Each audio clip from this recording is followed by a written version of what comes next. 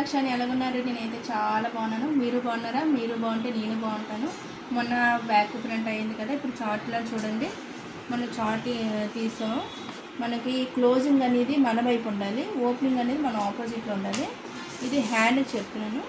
Hand మనం ఇలాగా చూడండి, ఇలా తీసుకోవాలి. నేను వితౌట్ లైనింగ్ తీసుకోండి మ్యాక్సిమం.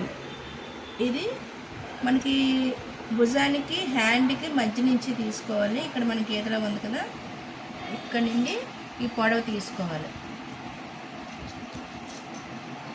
ఈ పొడవు మనకి 4 ఇంచులు వచ్చింది. 4 ఇంచులు వచ్చింది పొడవు.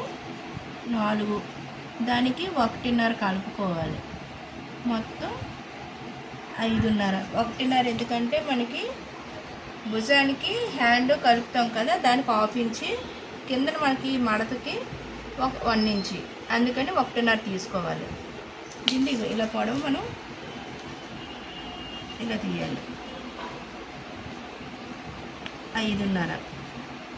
ఓకేనా? ఇప్పుడు మనం వెడల్పు తీయాలి. ఈ షేప్ వెడల్పు తీయాలి. ఇది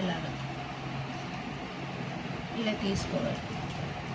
మనకి షేప్ వెడల్పు 6.5 వచ్చింది. మనకి షేప్ వెడల్పు 6.5. ఇది ఉంది కదా చూడండి, హ్యాండ్. దీన్ని మనం ఈ రౌండ్ తీసుకోవాలి, దాన్ని షేప్ వెడల్పు అంటాం. ఇది హ్యాండ్ వెడల్పు.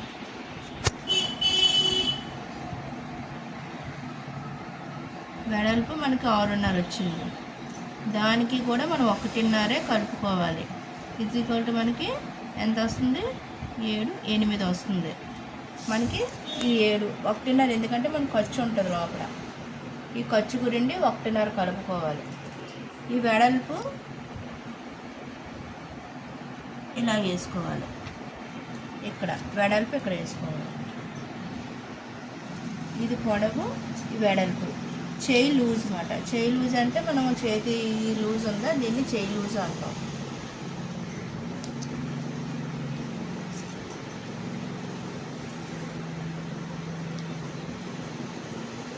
చేయి లూజు 5 వచ్చింది. చూడండి, 5 వచ్చింది కరెక్ట్గా. ఈ చేయి లూజ్ చూసుకోవాలి. చేయి లూజు కూడా